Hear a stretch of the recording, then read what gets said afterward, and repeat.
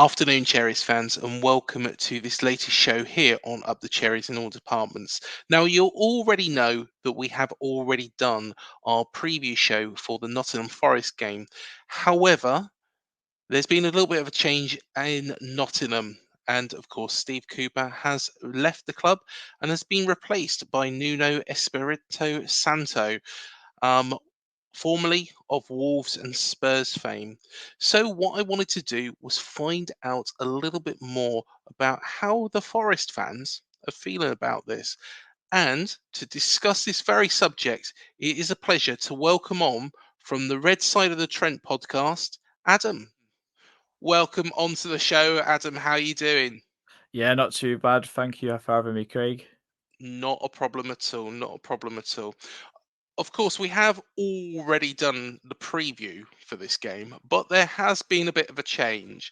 And what I wanted to do was get your thoughts on this because Steve Cooper, the man that got you from the relegation zone in the Championship to the Premier League, kept you up last season, has been sacked. And the man coming in, and I always butcher his name, so apologies to him in advance, Nuno Espirito Santo is rumoured to be coming in. So, firstly, let's look at Steve Cooper. Um, how do you feel that he's done at Nottingham Forest? Because from the outside, looking in, and of course, knowing that because we promoted together, we had that dramatic game.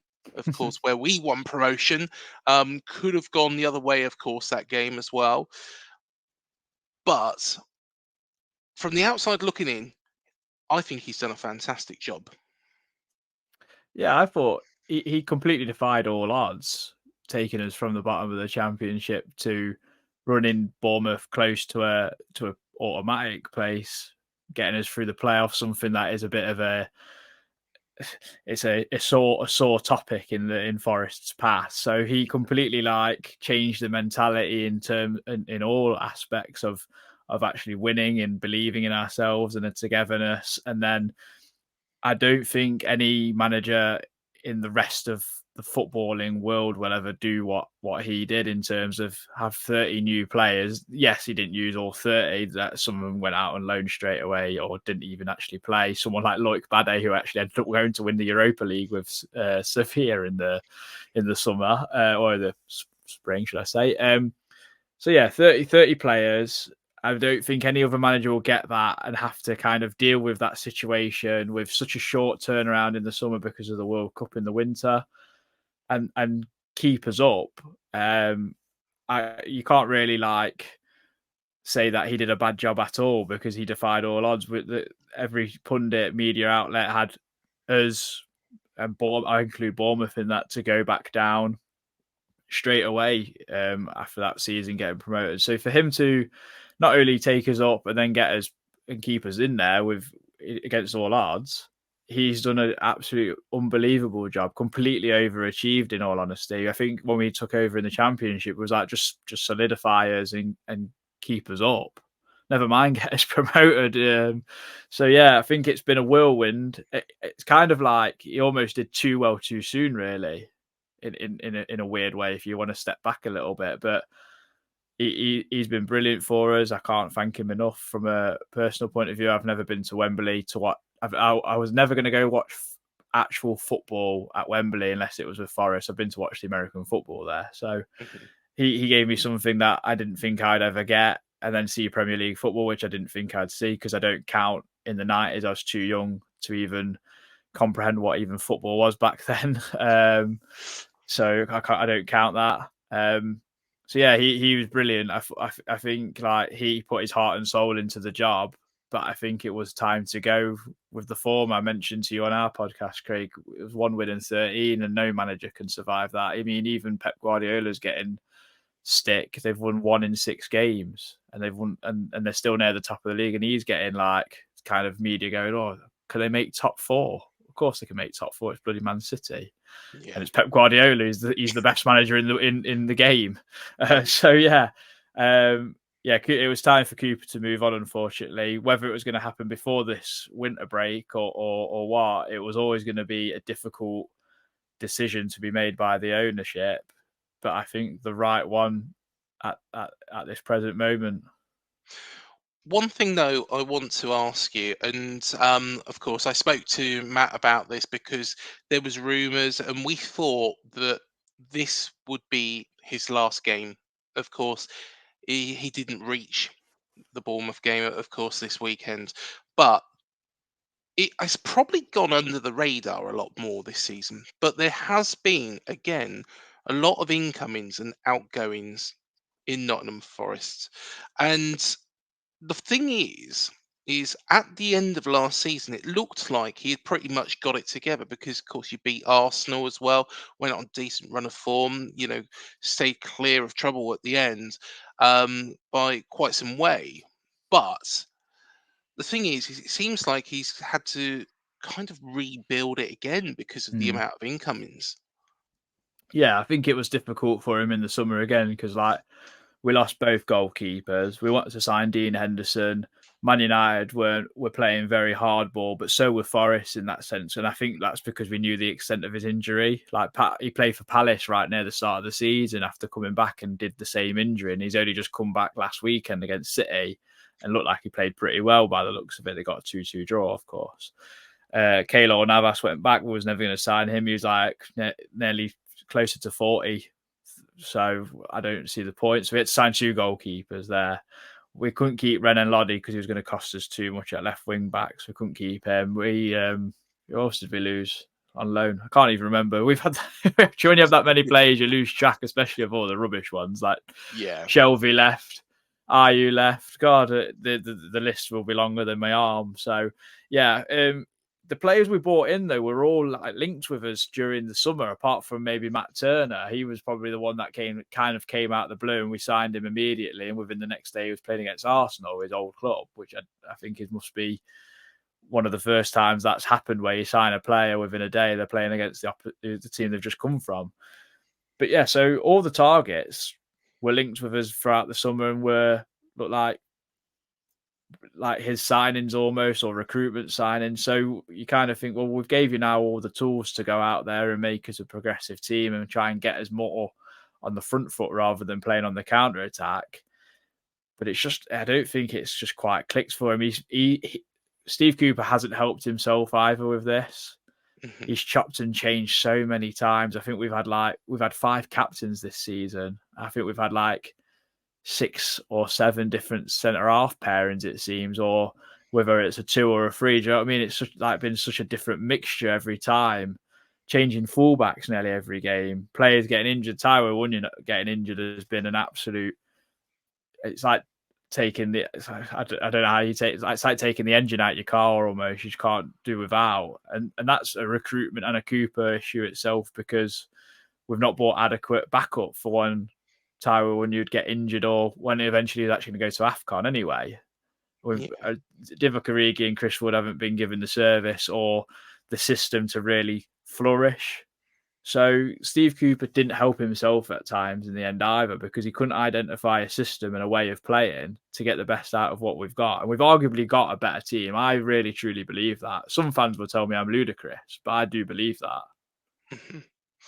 Well, I think the Forest team have got a lot of quality, and I think Steve Cooper would have got it right again. But of course, Marinakis has made the decision. We'll come back onto him in a moment. But as you probably have seen, Fabrizio Romano broke this yesterday. Is that Nuno Espírito Santo?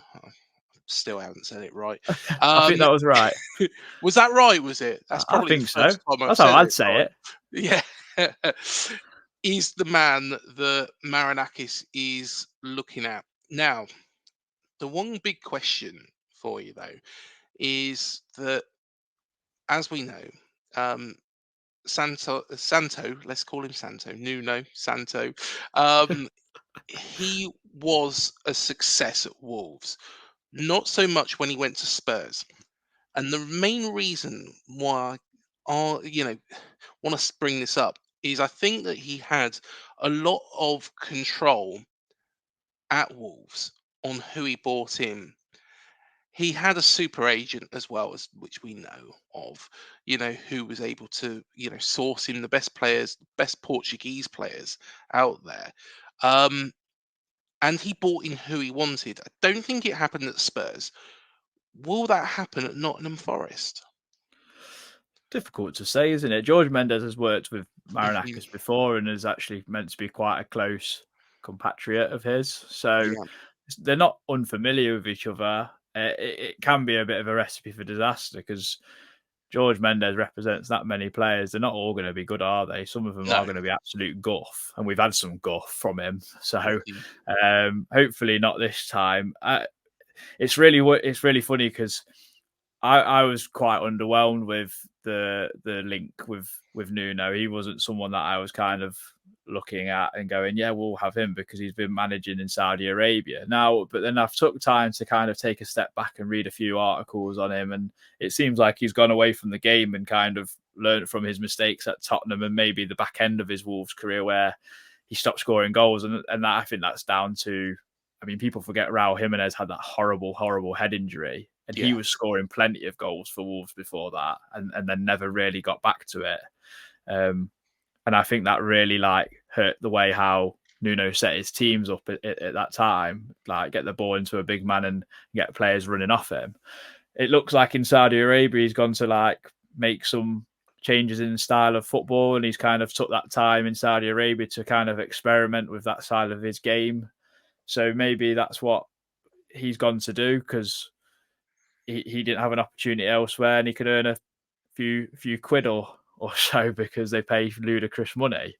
yeah, So I'm hoping he kind of brings that new style with the old that he had at Wolves because he was successful. He got 2 seventh place finishes and took them to a quarterfinals of the Europa League. That's mhm, nothing to be to be snubbed at, really. So hopefully, we do need. I don't think we need much in January. People will think, "Oh yeah, we're going to spend loads of money." I don't think we've got the money to actually spend, but we definitely do need a winger and a striker because, yeah. as I said, Taiwo's out till February. Afcon was happening anyway, and I don't think Chris Wood especially, is not going to suit us how we play. Origi might, but Origi's not had much opportunity to actually prove himself.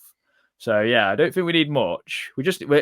Under Cooper, it was always teething problems, and then we started to lose games more and more, and it just seemed to knock everyone's confidence, and people didn't seem to be running for him anymore. So I don't think we're actually that far off. I just think Cooper wasn't. He was panicking almost, and kind of trying. He was getting desperate, I think, with it. See, what's interesting as well, and you mentioned there about money available. I've had a look at the Nottingham Forest website, and one of the things is about Marinakis bolstering the club with further debt to equity conversion. Now, I'm not a financial person. I'm going to be completely honest, Adam. I'm not a Neither am financial. I. But what this kind of says, so it says Nottingham Forest owner Evangelos Marinakis. Evangelos. Evangelos, I will say that right. Yeah. It's all these difficult names to say, isn't it? Yeah. Has made a further financial commitment to the club with the conversion of £11 million worth of loans into shares for the financial year of 22-23. And then the further financial commitment from the owner relieves the financial burden on the club and underscores Marinakis' continued dedication to club success. Um, and it says also, and this is the interesting bit, the move forms part of the club's financial process for 22-23 accounts. Details of the arrangement have been submitted to Companies House. Now, that indicates to me, looking from, again, the outside looking in, and that he has kind of restructured some debts or some loans or whatever it should be to give the club some money to spend in the January window. So maybe this was on the cards as soon as that was all put through. But, going on to Marinakis, he has backed Steve Cooper. He has backed Steve Cooper to the hill. Um, you know, will he back Nuno, and will Nuno expect to be backed considering what he's seen? Marinakis has backed every single manager we've had since Yeah, Aitor Karanka. He's backed every manager. We must have had the biggest influx and outflux of players known to man yeah, since his reign. Um, so yeah, I mean, I, I can't imagine Nuno Espírito Santo coming into this job with his eyes closed as such, because people mm, are saying, "Oh yeah, how is he going to?" He might have known about this for a while, that he could be coming in. I would have expected he's been watching game tapes in his home or wherever he's based, getting to know how we play, who he might fancy in terms of playing, etc. So, and what he might want to do in January. So, I I'd expect Marinakis to back him if he can. I know when we sold Brennan Johnson to Tottenham for 47 million in the summer, that Tottenham were going to be paying in instalments, but instead we actually took that money back as a loan, and then Tottenham essentially paid the loan off. mhm, So maybe that gives us a little bit of uh, leeway that in that sense. But yeah, like I said, I don't think we need too much. We need like I said, striker, a winger. I can't see us needing much more than that. And if Nuno needs 2-3 players, then that'd be great. And I wouldn't be surprised if Marinakis does back him. It's going to be an interesting January because we've had so many players. We've had two wing backs come out on loan and barely played in Montiel and Tavares. Andre Santos come from Chelsea, is a really highly rated young Brazilian kid, and he's kicked the ball maybe twice against Burnley in the League Cup. I mean, yeah, so Nuno might have a completely different look on the team and go, well, I fancy him, and they might get their chance. It's an interesting one, and I kind of see why we've got him in for these 3 games, because it's 3 games really close proximity. He's gonna see a lot of information in front of him before having a winter break where you get 2 or 3 weeks off, is it, with an FA Cup yes, yeah. game there crammed in at some point. Mhm. He's gonna find out pretty quickly, I think. There is another thing as well that comes to mind, and of course, is that has Jorge Mendes, because of course he represents Nuno, has Jorge Mendes gone to Evangelos and said, "Look, Evangelos, bring him on board, bring Nuno on board." Has Jorge Mendes controlled this change in manager? You know, And the other side of this as well is how dangerous is that to have a super agent? Because we've seen it with West Ham, wasn't it? It was Kia. I'm going to struggle Yeah, I saying can't his say name. his last Yeah, name. Yeah, Kia Jubarachain or something, yeah, whatever his name yeah. is. He represents like Pogba and Mascherano Tevez, wasn't it? That deal, wasn't it, at the Yes, time? yeah. And of course, these super agents having too much of an input into one club can also be dangerous because the chairman get taken for a bit of a ride. Are Mm. you worried about this? Um, Difficult to say. It's difficult if George Mendes has had that such an influence on Marinakis. Marinakis is a very smart person. I Yeah, don't deny that, because he should have he could have pulled the trigger in the last 5 games. Really, he should have probably pulled it after Fulham. I yeah, think if the fans hadn't sang Cooper's name, then I think he'd have more or less been judge and executioner there and then at Craven Cottage if he could have been. But problem is Cooper's got he had such a good reputation with supporters for being like a man of the people. It's probably quite a difficult time because like Marinakis is going to be he's either be a hero or a villain. There's no in between now with mhm, Nuno. I feel so sorry for him. I don't envy the bloke having to come in and replace Steve Cooper, because it was going to happen with anyone regardless. It could have been we could have reincarnated Brian Clough. It would have been difficult. Do you know what I mean? yeah.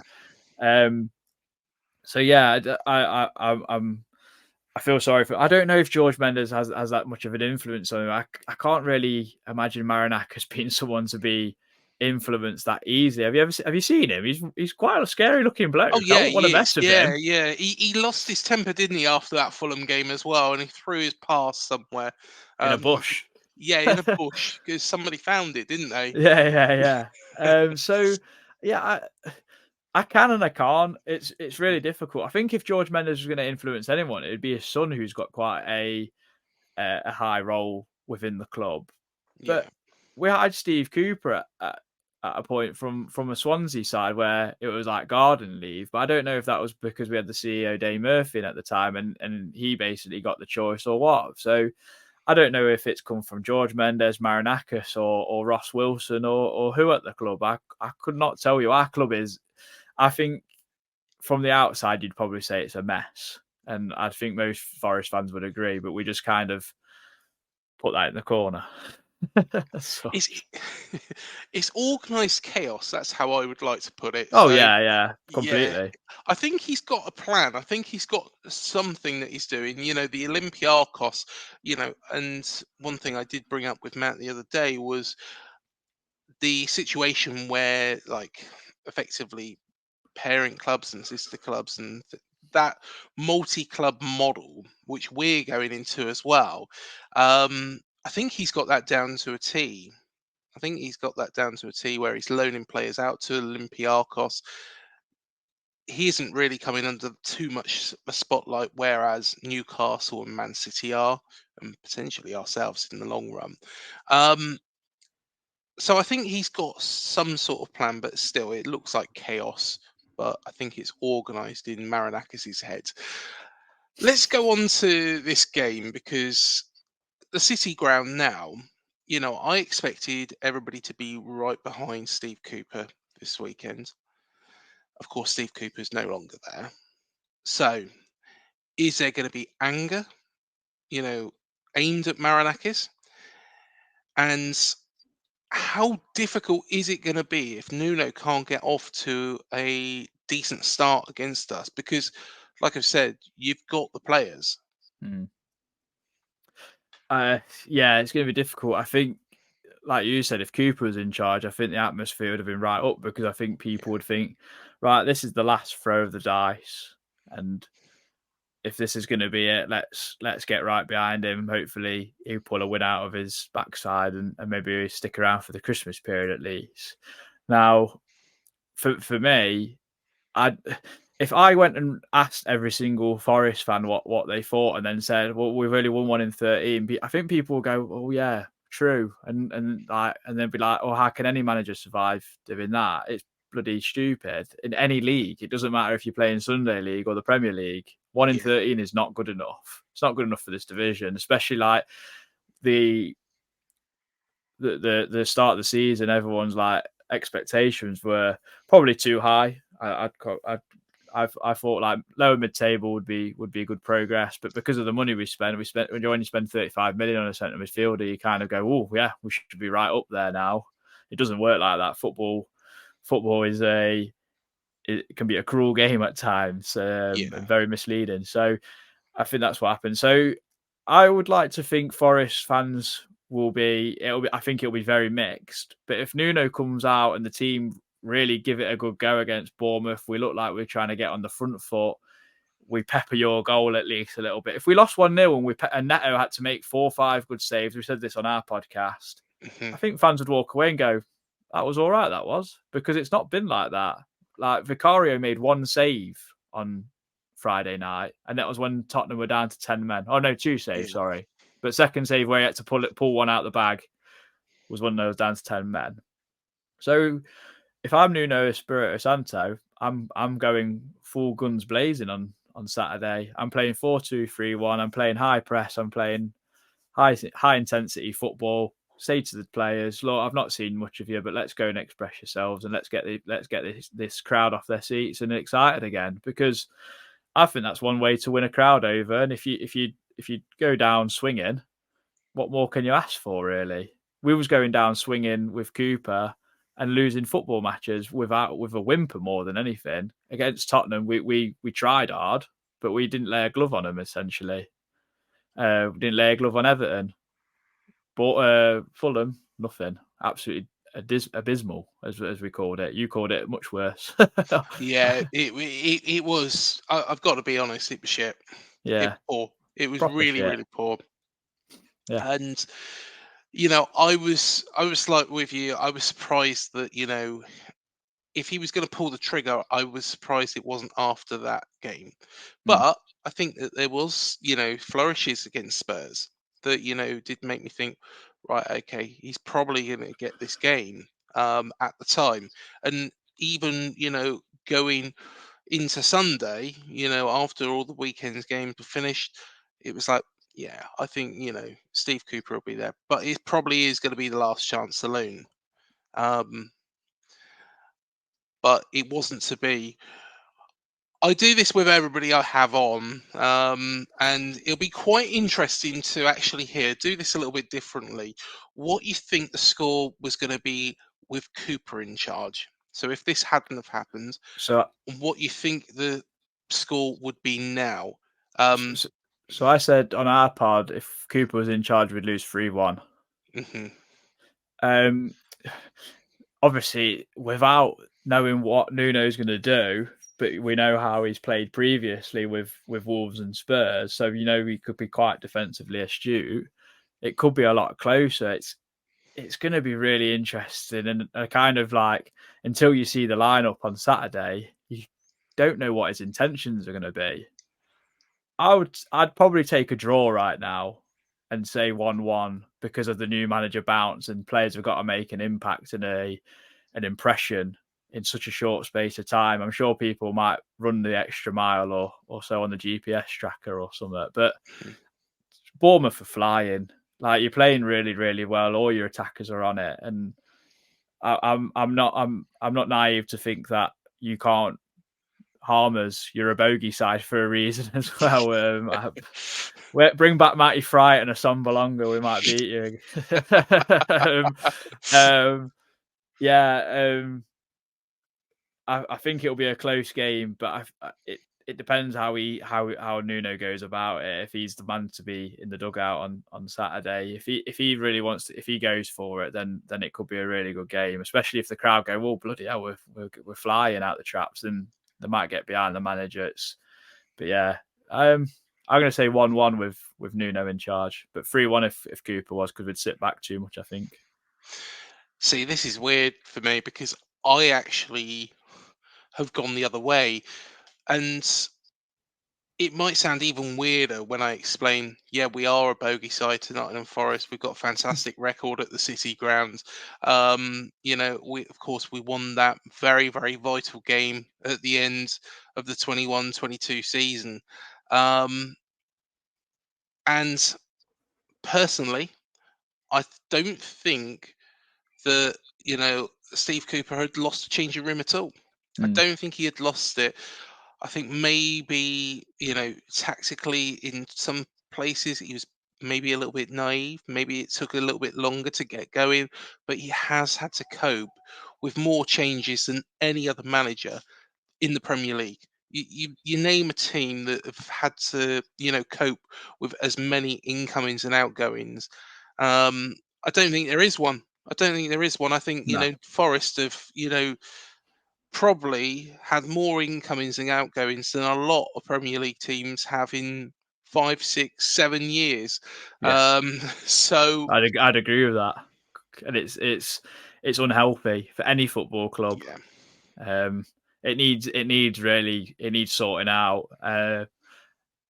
I'm hoping Nuno's the man that can kind of streamline that and help solidify that, but he's going to have to be given time and going to have to get support from the crowd. Like I say, but football moves really fast. If we beat Bournemouth, and then maybe I'd probably say we'll lose to Newcastle, but then got a point against Man United. I know you said they're rubbish, Man United. I know they're rubbish, but if they've got a point there, then people will go, well, Steve Cooper who? Do you know what I mean? Football fans are so fickle. It's yeah. unbelievable. Especially me, who was turning round and saying, yeah, we should get rid of Andoni Iraola. I just don't think it's going to work. He's not got it to. And then all of a sudden he's, got on this amazing run and it's all come together. It's just all clicked at the right time. And you think, and then I'm turning around and going, yeah, he's outstanding. This is amazing. This is brilliant. The football, to be honest, even back when we weren't playing particularly well, the Everton game, was shocking. Probably one of the worst games apart from that Liverpool 9-0 thrashing that we've played in the Premier League, by far. I can't think of any worse than that. But there was glimmers. Chelsea at home, West Ham at home. There was glimmers of it. The first half against Brighton at the Amex. I think it's all just come together now. Yeah. But personally, I'm going to go the other way because even though Steve Cooper's got a rubbish record against us, and of course, Forest have got a rubbish record against us, I think Steve Cooper would have got those players fired up, knowing it was the last chance saloon. Might not have beaten us because of the form we're on, but I think he would have got a draw. The situation as I see it now is Nuno. You know, I would hope if I was a Forest fan, I would hope that he would be taking training tomorrow, You said this on ready our pod. for Saturday's match. Yeah. If you know, and I think even then that's too short a time. It's probably not going to pan out that way. It's probably going to be that he gets appointed tomorrow at some point, takes training on Thursday, or even worse, Friday. And even though you will get that new manager bounce, I don't think it'll be against us. Mm. And I think we'll come away from the City ground with 3 points. And it's really, Nuno has got a fantastic record against us. This is what's really weird about this. But I see it as that he probably hasn't got enough time to work with these players. And he's got a big squad to go, right, okay, and a talented squad to figure out, right, what do I do with this side? He's been watching the videos, but there's nothing more. It's nothing better than getting to grips with those players and knowing what they can actually do, or if he changes the system, what they can bring in those positions.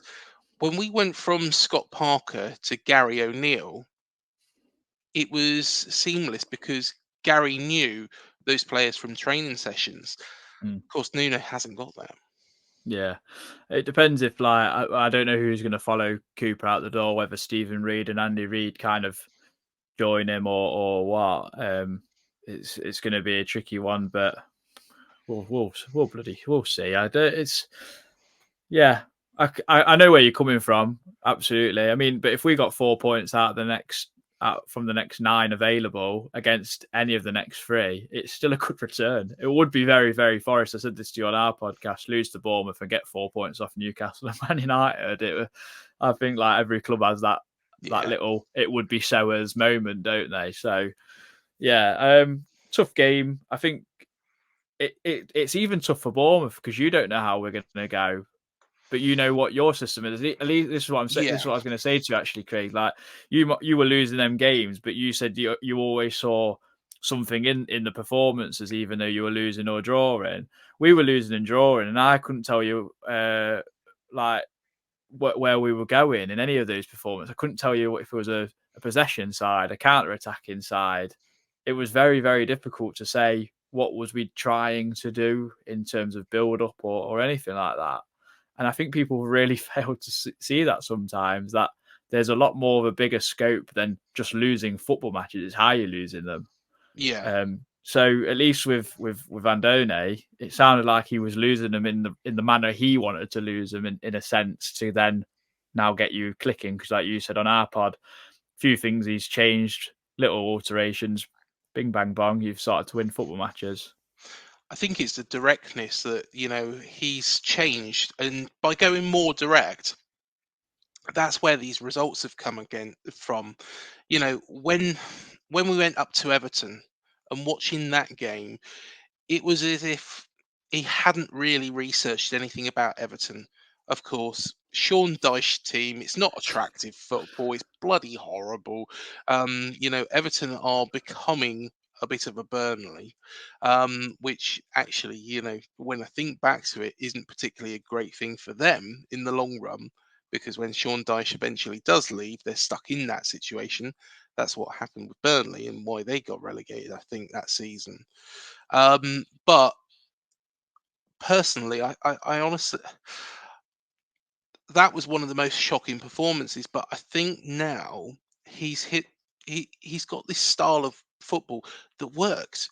He's got this style of football that works, and of course, having his assistant with him, is really vital. And I guess even though Cooper's men have done very, very well at Forest, Nuno's going to want his own people as well, isn't he? Of course he is, yeah. I mean, I heard someone, I think a Wolves fan, actually say the reason it didn't really work out for him at Tottenham is because he wasn't allowed all of his backroom staff that he would normally have. Apparently he's got like 8 trusted people in his team that obviously make the things tick at the football club or whatever, and that's why it was so successful at Wolves for such a long time. So yeah, Nuno's going to bring his own people. That's just the way of football, and football managers, they always do the same. It's look at you mentioned Eddie Howe on our podcast and Jason Tyndall. It's like they're joined at the hip. So say Yeah. it's always a duo. Football managers aren't just that one person. There's always people around them that make the team, or they couldn't do it on their own. It's impossible. It's too big a job nowadays. So yeah, I'm intrigued. I'm excited in a way, and I'm also apprehensive. I'm feeling all of the feelings. The roller coaster of being a football fan, eh? Well, exactly. Well, I think Nuno is a good manager, and I hope he does get it right for you guys. Because even though Just there not was this weekend. That's what you're saying, isn't yeah, it? yeah, exactly, exactly. You'll get 4 points. You might even get 6 points from the following two, I but just doubt not it. this weekend. Well, Newcastle's the harder of the two games. I can assure you that. But I agree. I agree. But Adam, before you go, do tell everybody where they can find the Red Side of the Trent podcast. So we're on YouTube. We came on YouTube this season. On Spotify, Apple. We're on the Talksport network, like yourself. And then we're at Twitter or X, you want to call it. We're just at Redside Trent. So yeah, check us out. Craig, you're on our podcast, so come on over, hear what all the lovely insights you gave our fans as well. Yeah, definitely. And the link is below, so please do go and subscribe to the guys' fantastic channel. And Adam, like I say, all the very, very best for the rest of the season. Just not this weekend. Thank you, Craig. Thanks for having me, and same to you. Yeah, thank you so much. Nice one. And thank you everybody for joining us. Please remember to hit the like, the subscribe, the bell button below to be alerted to any new videos we do here on Up the Cherries in all departments. Please also do check out our opposition preview show with Matt Shepherdson. That is also linked here in the corner. Also, you will find lots and lots and lots of interviews. Any Forest fans that do want to watch our preview last season with a former goalkeeper, go back and find it. It's a really, really interesting one with Mark Crosley, of course. We've also had lots of people on here like Nick Owen, Professor Brian Cox, Stefan Rodri, Simon Day, lots more as well. So please, please do check out all of our shows. Until the next one, up the cherries. We'll see you in the next show. Thank you for joining us.